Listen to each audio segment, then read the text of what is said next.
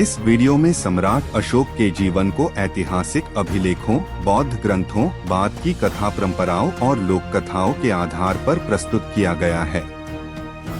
जहां किसी घटना का प्रत्यक्ष ऐतिहासिक प्रमाण उपलब्ध नहीं है, वहां उसे बौद्ध परंपरा, लोक कथा या बाद की कथा के रूप में स्पष्ट किया गया है।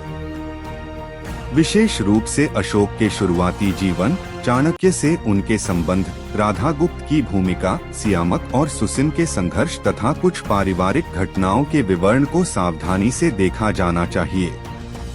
इस प्रस्तुति का उद्देश्य इतिहास, बौद्ध परंपरा और लोक स्मृति के बीच अंतर समझाते हुए सम्राट अशोक की कहानी को रोचक और जिम्मेदार तरीके से प्रस्तुत करना है। भारत के इतिहास में कई महान सम्राट हुए, लेकिन एक ऐसा सम्राट भी हुआ जिसकी कहानी सिर्फ सत्ता, युद्ध और विजय की कहानी नहीं है। यह कहानी है सम्राट अशोक की। यह कहानी है एक ऐसे राजकुमार की जिसे उसके अपने ही परिवार में कभी वह महत्व नहीं मिला जिसका वह हकदार था। लेकिन यही राजकुमार आगे चलकर इतिहास बदलने वाला था। अशोक के पिता थे मौर्य साम्राज्य के शक्तिशाली सम्राट बिंदुसार। उनके शासन में मौर्य साम्राज्य विशाल और शक्तिशाली बन चुका था और उसी राजवंश में जन्मा था अशोक। लेकिन अशोक के सामने सिंहासन तक पहुंचने की राह आसान नहीं थी। मौर्य राज परिवार में कई राजकुमार थे और हर राजकुमार की नजर थी साम्राज्य के सिंहासन पर। अशोक के जीवन में उसके भाइयों की भूमिका भी बेहद महत्वपूर्ण रही। विशेषकर सुसीन के साथ उसके संबंधों को लेकर कई कथाएं मिलती हैं। लेकिन इन कथाओं में इतिहास और बाद की लोक कथाओं को अलग करना जरूरी है। समय बीतता गया और राजकुमार अशोक एक कुशल योद्धा के रूप में सामने आया। युद्धभूमि में उसका साहस और कठोरता उसे दूसरे राजकुमारों से अलग बनाती थी। कहा जाता है कि इसी छवि ने उसे चंड अशोक के नाम से प्रसिद्ध किया। चंड अशोक एक ऐसा नाम जो अशोक के कठोर और युद्धप्रिय रूप की छवि प्रस्तुत करता है। लेकिन इतिहास में इस उपाधि से जुड़ी कई बातें बाद की बौद्ध परंपराओं से भी आती हैं। बिंदुसार की मृत्यु के बाद मौर्य साम्राज्य में सत्ता का संघर्ष शुरू हुआ। कौन बनेगा अगला सम्राट? यही सवाल पूरे राजदरबार के सामने था।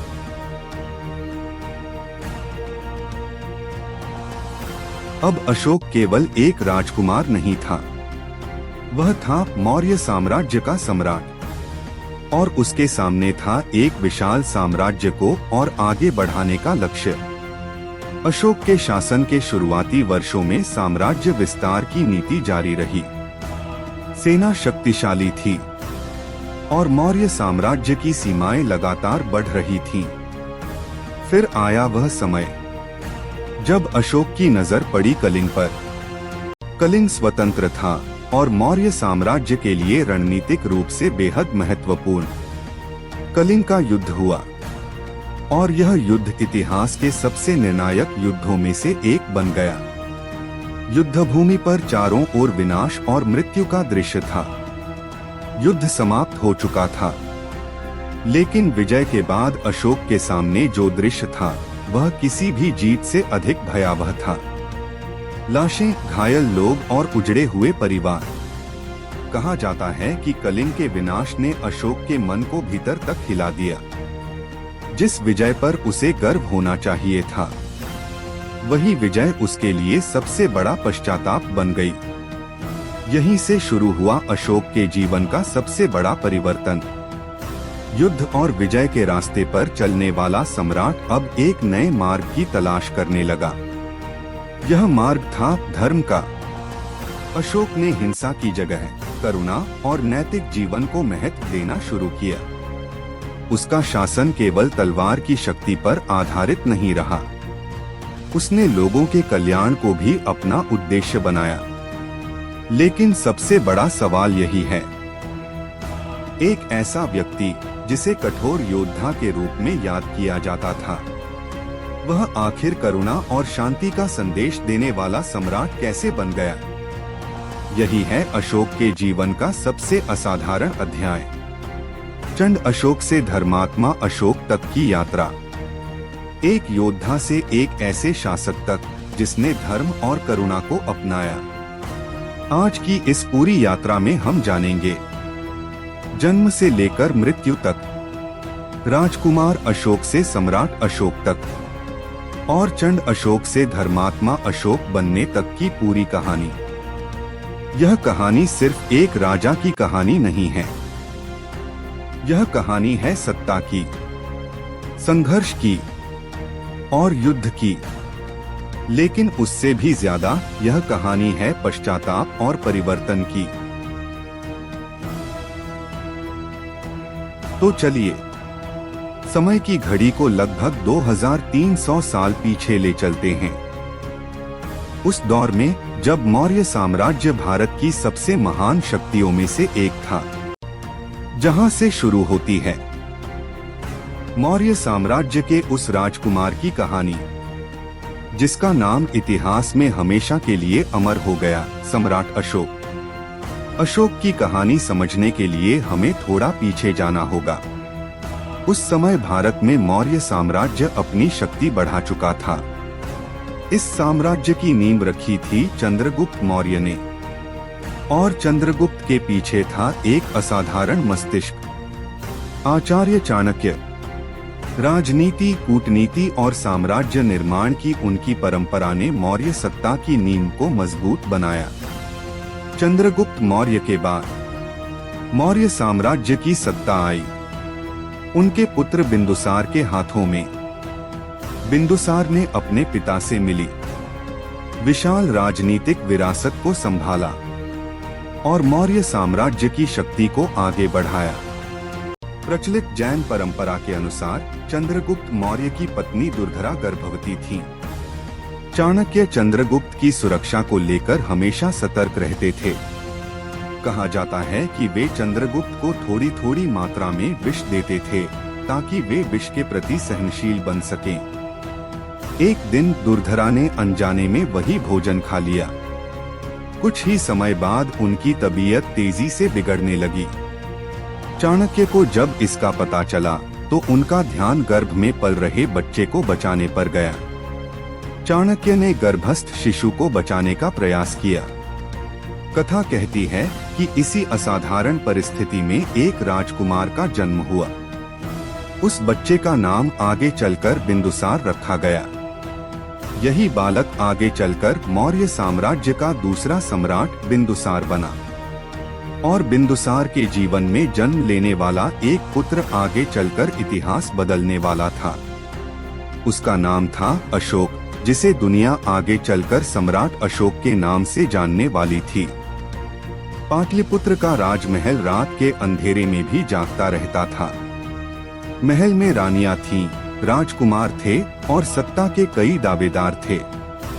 लेकिन इसी चमक-दमक के बीच अशोक का जन्म एक ऐसी कहानी की शुरुआत था जिसे बाद की पीढ़ियां अलग-अलग रूप में सुनाने वाली थीं।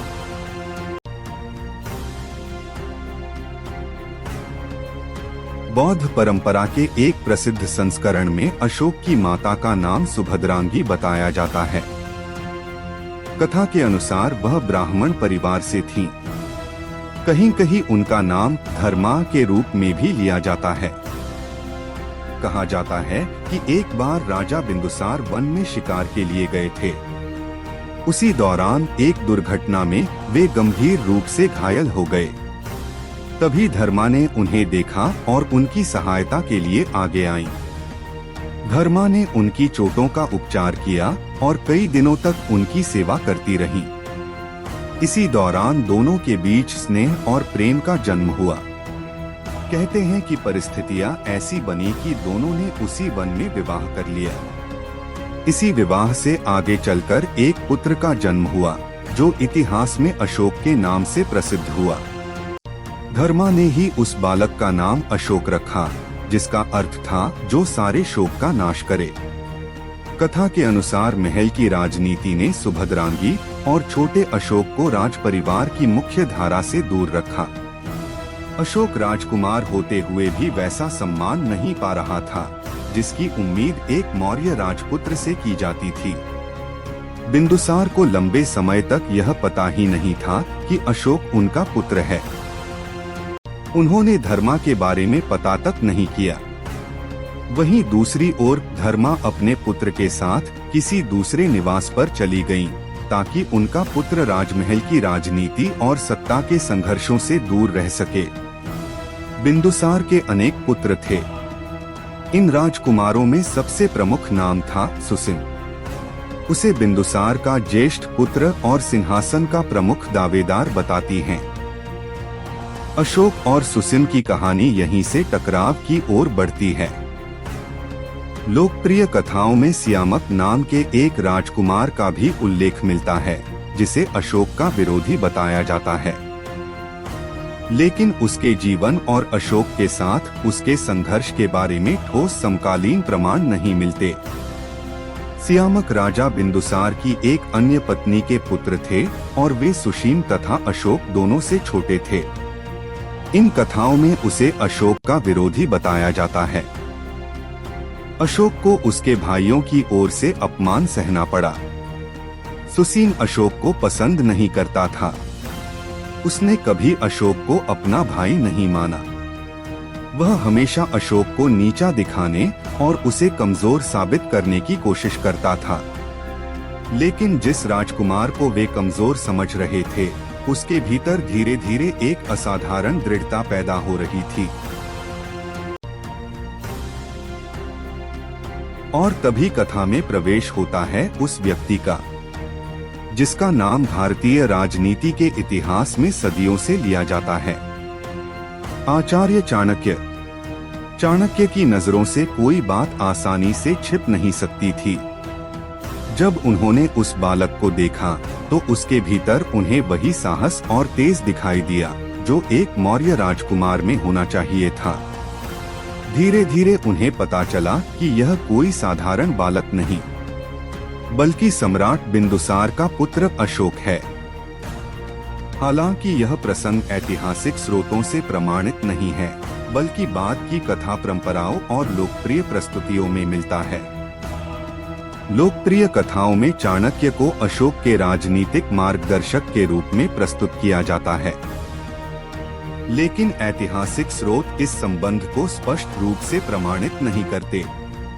चाणक्य ने अशोक को राजनीति और कूटनीति के गुप्त सिद्धांत समझाए। राज्य केवल तलवार से नहीं चलता। राजा को लोगों की सोच, मंत्रियों की निष्ठा और शत्रुओं की चाल भी समझनी पड़ती है। चाणक्य केवल एक महान राजनीतिज्ञ ही नहीं थे, बल्कि जीवन और शासन की गहरी समझ रखने वाले विद्वान भी थे। उनकी नीति कहती थी कि सफलता केवल शक्ति से नहीं, बल्कि बुद्धि, धैर्य और सही समय पर लिए गए निर्णय से मिलती है। चाणक्य के अनुसार व्यक्ति को अपने मित्र और शत्रु की पहचान हमेशा सोच समझकर करनी चाहिए। वह कहते थे कि राजा की सबसे बड़ी शक्ति उसकी सेना नहीं, बल्कि उसकी बुद्धि और प्रजा का विश्वास होता है। धन को संभाल कर रखना चाहिए, क्योंकि कठिन समय में वही व्यक्ति का सहारा बनता है।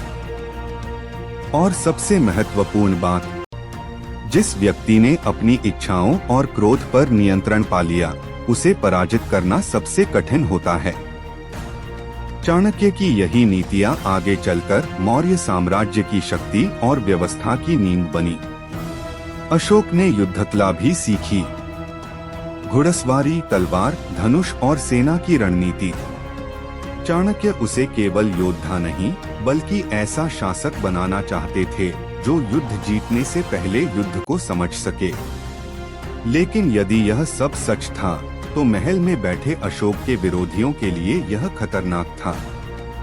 सुसिम और उसके समर्थक चाणक्य के प्रभाव से चिंतित होने लगे। अब राजनीति और निजी दुश्मनी एक दूसरे से जुड़ने लगी। कहा जाता है कि बिंदुसार के दरबार में खल्लाटक नामक मंत्री था। धीरे धीरे उसके और चाणक्य के बीच राजनीतिक मतभेद बढ़ने लगे। कथा के अनुसार यही विरोध आगे एक षड्यंत्र में बदल गया और अंततः चाणक्य की रहस्यमय परिस्थितियों में मृत्यु हो गई। चाणक्य भले ही इस दुनिया से चले गए, लेकिन मौर्य साम्राज्य की मजबूत नींव उनके विचारों पर टिकी रही। उनकी राजनीति और रणनीति का प्रभाव लंबे समय तक दिखाई दिया। मौर्य सत्ता अब एक नए अध्याय की ओर बढ़ रही थी। चाणक्य की राजनीतिक विरासत अब मौर्य साम्राज्य में जीवित थी, लेकिन आने वाला समय इस साम्राज्य को एक नए शासक देने वाला था। एक ऐसा शासक जो पहले चंड अशोक कहलाया और आगे चलकर सम्राट अशोक के नाम से प्रसिद्ध हुआ। समय के साथ अशोक बड़ा हुआ। सत्ता, राजनीति और राज्य संचालन की दुनिया उसके सामने धीरे धीरे खुलने लगी। चाणक्य की शिक्षा और राजनीतिक विचारों की छाप मौर्य परंपरा में बनी रही और इसी वातावरण ने अशोक के व्यक्तित्व को भी आकार दिया। लेकिन अशोक की कहानी अभी शुरू ही हुई थी। एक ऐसा राजकुमार जिसे आगे चलकर सत्ता के लिए अपने ही परिवार से संघर्ष करना था। किसी को नहीं पता था कि यह शांत दिखने वाला राजकुमार आगे क्या बनेगा। एक योद्धा, एक विजेता या इतिहास का महान सम्राट। अब अशोक को पाटलिपुत्र से दूर भेजे जाने की कथा आती है। स्थान था तक्षशिला। यह केवल विद्रोह का क्षेत्र नहीं था, बल्कि प्राचीन भारत के सबसे महत्वपूर्ण व्यापारिक और शैक्षणिक केंद्रों में से एक था। तक्षशिला में असंतोष बढ़ रहा था। बौद्ध परंपरा से जुड़ी कथा में संकेत मिलता है कि जनता की शिकायत राजा से अधिक स्थानीय अधिकारियों से थी। मौर्य साम्राज्य को अब किसी ऐसे व्यक्ति की जरूरत थी जो इस स्थिति को संभाल सके। और फिर तक्षशिला पहुंचा अशोक। वह अभी सम्राट नहीं था, लेकिन इस अभियान ने उसे पहली बार जनता, अधिकारियों और साम्राज्य की वास्तविक समस्याओं के बीच खड़ा कर दिया। इतिहास में रानी कौरवकी का नाम सम्राट अशोक के अभिलेखों में मिलता है। कहा जाता है कि कौरवकी की मुलाकात अशोक से तक्षशिला में हुई थी और उन्होंने कठिन परिस्थितियों में अशोक की सहायता भी की थी। हालांकि इसका स्पष्ट प्रमाण इतिहास में उपलब्ध नहीं है। बाद की कथाओं में अशोक और कौरवकी के प्रेम तथा उनकी पहली मुलाकात से जुड़ी कई कहानियां मिलती हैं, लेकिन उन्हें प्रमाणित ऐतिहासिक तथ्य नहीं माना जा सकता। तक्षशिला का अनुभव अशोक के लिए महत्वपूर्ण था। उसे समझ आया कि साम्राज्य केवल राजाओं से नहीं चलता। साम्राज्य की असली शक्ति उसके लोग और उसका प्रशासन होते हैं। तक्षशिला और उज्जैन के बीच अशोक के जीवन में आती हैं देवी।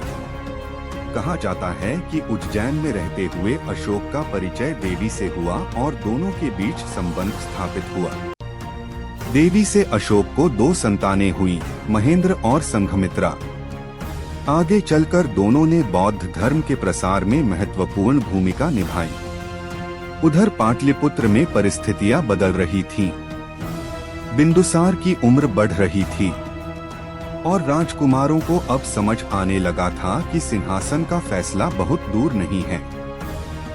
बिंदुसार का ज्येष्ठ पुत्र और स्वाभाविक उत्तराधिकारी माना जाने वाला राजकुमार सुसिम खुद को स्वाभाविक उत्तराधिकारी मानता था।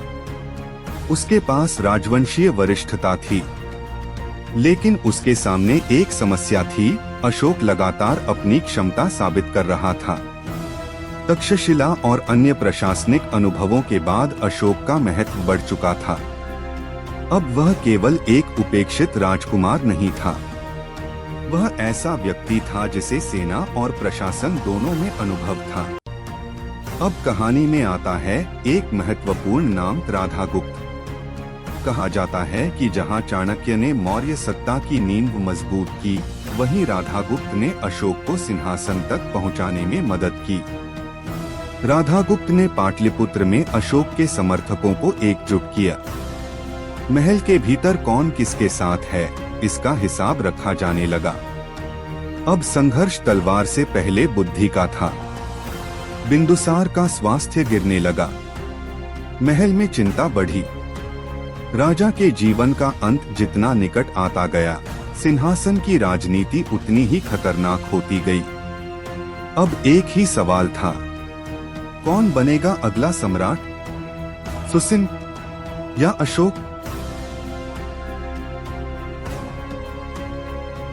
फिर एक दिन मौर्य साम्राज्य के सम्राट बिंदुसार की मृत्यु हो गई और उनके बाद सबसे बड़ा सवाल था, अब सिंहासन पर कौन बैठेगा। बिंदुसार की मृत्यु के साथ ही मौर्य साम्राज्य के सामने उत्तराधिकार का संकट खड़ा हो गया। कई राजकुमारों के बीच सत्ता का सवाल था। बिंदुसार की मृत्यु के बाद मौर्य राज परिवार में सत्ता के लिए संघर्ष शुरू हुआ। अब सवाल था, मौर्य साम्राज्य का अगला सम्राट कौन बनेगा। अब मौर्य साम्राज्य का सिंहासन खाली था और इतिहास एक नए सम्राट के आने की प्रतीक्षा कर रहा था। वह नाम था अशोक। सुसिन और अशोक के बीच संघर्ष निर्णायक हो जाता है। दोनों के पीछे समर्थक थे, दोनों सिंहासन चाहते थे और पाटलिपुत्र अब युद्ध भूमि बनने वाला था। अशोक के समर्थकों ने राजधानी के महत्वपूर्ण द्वारों और मार्गों पर नियंत्रण बनाना शुरू किया। राधागुप्त की रणनीति और अशोक की सैन्य क्षमता अब एक साथ काम कर रही थी। सुबह होते ही संघर्ष शुरू हुआ। राजकुमारों की सेनाएं आमने सामने थीं। यह केवल भाइयों का युद्ध नहीं था, यह तय करने वाला था कि मौर्य साम्राज्य की अगली दिशा कौन तय करेगा। सिंहासन की लड़ाई में सुसिन और अशोक आमने सामने आ गए। सत्ता पाने के लिए सुसिन ने अशोक को हराने की पूरी कोशिश की, लेकिन अंततः वह असफल रहा। कहा जाता है कि सुसिन को एक योजना के तहत एक गहरे गड्ढे में गिरा दिया गया, जहां नीचे जलती हुई आग थी। इसी के साथ अशोक के सबसे बड़े प्रतिद्वंद्वी सुसिन का अंत हो गया और मगध के सिंहासन का रास्ता अशोक के लिए साफ हो गया। सियामक भी सिंहासन की इस खूनी लड़ाई में अशोक का विरोधी बन गया था। सत्ता की लालसा और षड्यंत्रों ने उसे अशोक के सामने ला खड़ा किया। अंततः राज सिंहासन की इस संघर्षपूर्ण लड़ाई में सियामक भी मारा गया। उसके अंत के बाद अशोक के सबसे बड़े राजनीतिक विरोधियों में से एक और कमजोर हो गया और मगध के सिंहासन पर अशोक का अधिकार लगभग निश्चित हो गया। अब पाटलिपुत्र के राजमहल में एक नया सम्राट था। वह था अशोक। जिस राजकुमार को कभी कमतर समझा गया था, वही अब मौर्य साम्राज्य की सबसे ऊंची गद्दी पर बैठ चुका था। लेकिन सिंहासन मिलने के बाद अशोक का पहला लक्ष्य शांति नहीं था। वह एक विशाल साम्राज्य का राजा था और उस समय राजा की शक्ति का सबसे बड़ा प्रमाण था उसकी सेना और उसकी विजय। अशोक के जीवन का एक दौर ऐसा भी आया जब लोग उसे प्यार से नहीं बल्कि भय से याद करते थे। राजसत्ता के संघर्ष और शुरुआती शासन में उसकी कठोरता की वजह से बाद की बौद्ध परंपराओं में उसे एक नाम मिला, चंड अशोक। चंड यानी उग्र, कठोर और भयंकर। एक ऐसा शासक जिसकी शक्ति से विरोधी सावधान रहते थे। कहा जाता है कि सिंहासन पर बैठने के बाद अशोक ने अपने विरोधियों के प्रति बेहद कठोर रवैया अपनाया। लेकिन इन कथाओं के कई विवरण बाद की परंपराओं से आते हैं। उसकी सेना लगातार युद्धों में उतर रही थी। मौर्य साम्राज्य की शक्ति और सीमाएं बढ़ती जा रही थीं। अशोक एक शक्तिशाली विजेता के रूप में उभर रहा था। लेकिन अशोक के जीवन का सबसे निर्णायक मोड़ अभी बाकी था और वह था कलिंग का युद्ध। कलिंग की धरती पर दो शक्तिशाली सेनाएं आमने सामने थीं और जल्द ही युद्ध शुरू होने वाला था।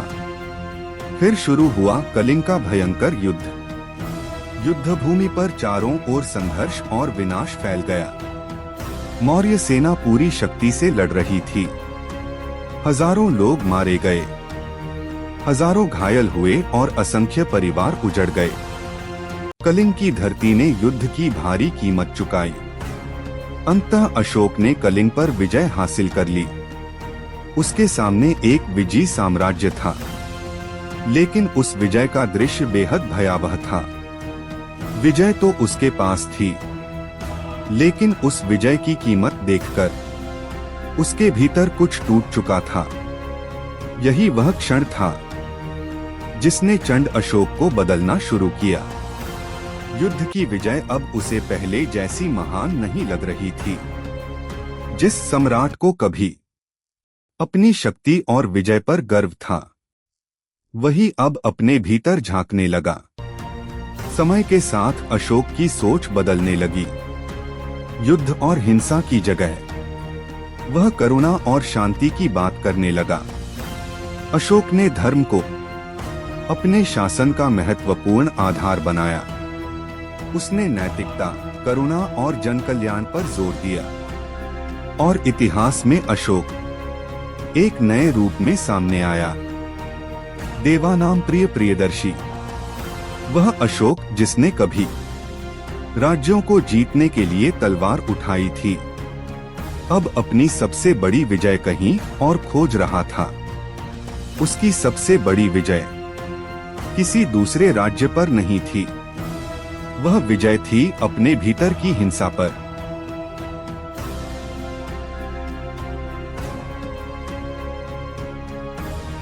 समय के साथ अशोक का साम्राज्य भारतीय उपमहाद्वीप के विशाल भूभाग तक फैल चुका था।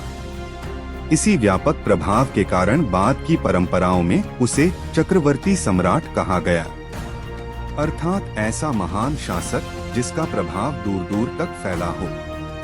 लेकिन अशोक की महानता केवल उसकी विजय और विशाल साम्राज्य में नहीं थी। कलिंग युद्ध के बाद उसने अपनी शक्ति का इस्तेमाल धर्म, करुणा और लोक कल्याण के लिए किया।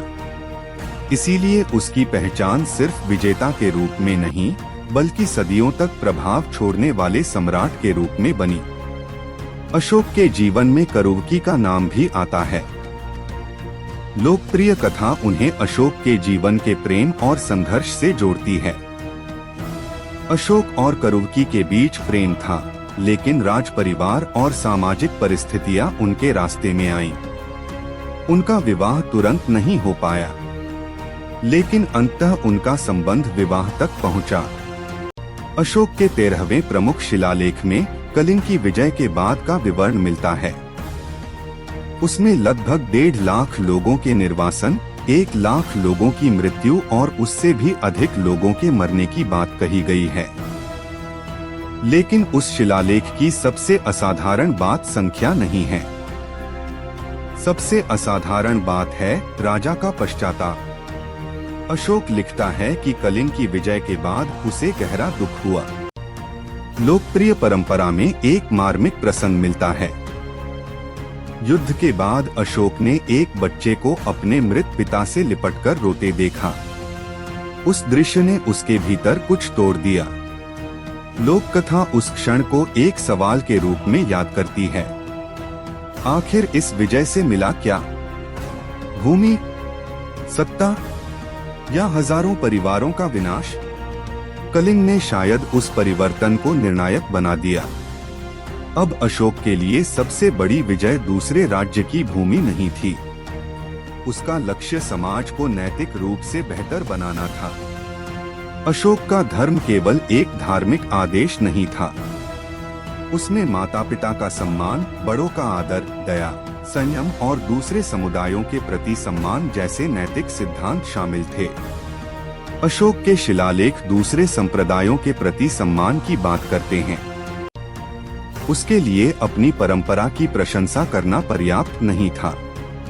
दूसरों की परंपराओं को समझना और सम्मान देना भी धर्म का हिस्सा था। अशोक ने धर्म को केवल भाषणों तक सीमित नहीं रखा। उसके शासन में धर्म महामात्र जैसे अधिकारियों की भूमिका दिखाई देती है। राज्य की नैतिक और सामाजिक जिम्मेदारी अब प्रशासन का हिस्सा बन रही थी। अशोक के अभिलेखों में राजा की जिम्मेदारी की एक नई छवि दिखाई देती है। राजा केवल आदेश देने वाला व्यक्ति नहीं, वह ऐसा शासक होना चाहिए जो अपनी प्रजा की समस्याओं तक पहुँचे। अशोक के समय बौद्ध धर्म के प्रसार की परंपरा भारत की सीमाओं से बाहर तक जाती है। श्रीलंका इसका सबसे महत्वपूर्ण उदाहरण है। अन्य क्षेत्रों के साथ संपर्क और धार्मिक संदेशों का आदान प्रदान भी हुआ। अशोक की स्थापत्य विरासत में सबसे प्रसिद्ध प्रतीकों में से एक है सारनाथ का सिंह शीर्ष। 4 सिंह 4 दिशाओं की ओर मुख किए हुए हैं। आज यही भारत का राष्ट्रीय प्रतीक बन चुका है। सिंह शीर्ष के नीचे धर्मचक्र की परंपरा दिखाई देती है। धर्मचक्र गति, धर्म और नैतिक व्यवस्था का प्रतीक बन गया और हजारों साल बाद यही परंपरा भारत के राष्ट्रीय ध्वज में दिखाई देगी। जब आज भारत का तिरंगा हमारे सामने आता है तो उसकी सफेद पट्टी के बीच दिखाई देता है नीला अशोक चक्र। उसमें 24 तीलियां हैं। यह प्राचीन धर्मचक्र की आधुनिक राष्ट्रीय विरासत है। अशोक के बाद कौन? यह प्रश्न उसके जीवन के अंतिम वर्षों में महत्वपूर्ण हो गया। बाद की बौद्ध कथाओं में उसके पुत्र कुणाल का नाम प्रमुखता से आता है, जिस अशोक ने कभी युद्ध के मैदान में सेना का नेतृत्व किया था, अब उम्र के अंतिम पड़ाव पर पहुंच चुका था। उसकी प्राथमिकताएं बदल चुकी थीं। सत्ता से अधिक धर्म उसके जीवन का केंद्र बन चुका था। लेकिन कोई भी साम्राज्य केवल एक राजा के सहारे हमेशा नहीं टिकता।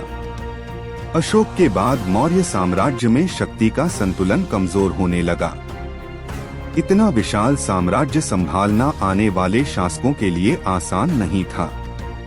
चंद्रगुप्त ने साम्राज्य बनाया, बिंदुसार ने उसे संभाला, अशोक ने उसे अपने चरम तक पहुंचाया। लेकिन उसके बाद मौर्य शक्ति धीरे धीरे कमजोर होने लगी।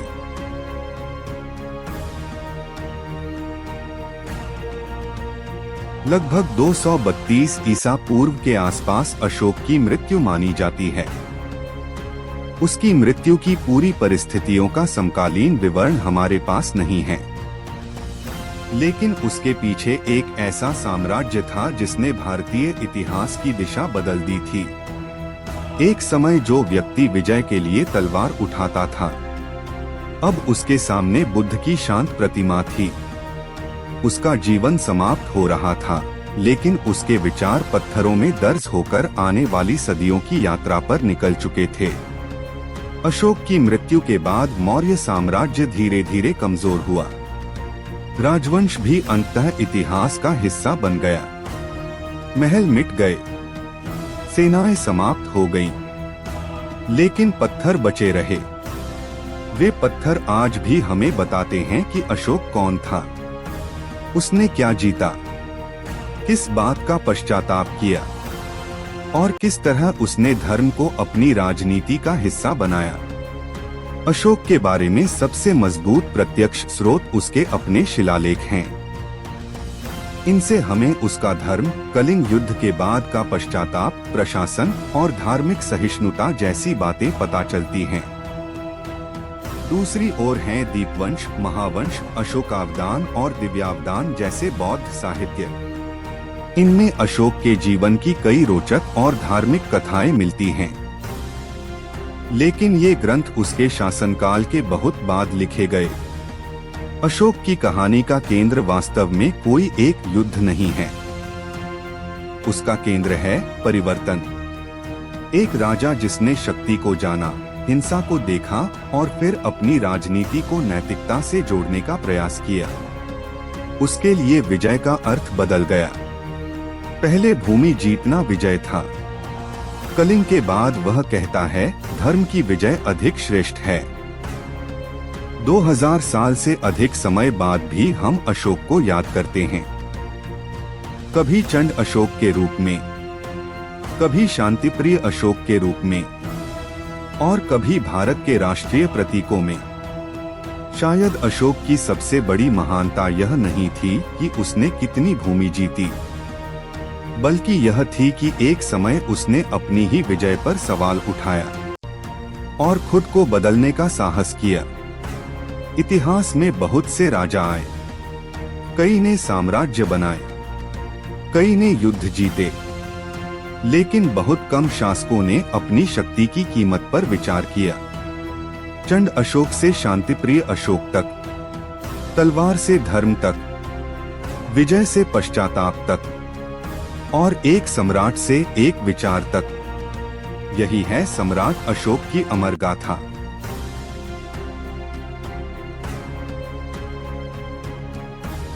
अगर आपको सम्राट अशोक की यह कहानी पसंद आई हो तो वीडियो को लाइक करें, चैनल को सब्सक्राइब करें और कमेंट में बताइए, क्या आपको लगता है कि कलिंग के बाद अशोक सच में बदल गया था या उसका परिवर्तन धीरे धीरे हुआ था? मिलते हैं अगली ऐतिहासिक कहानी में।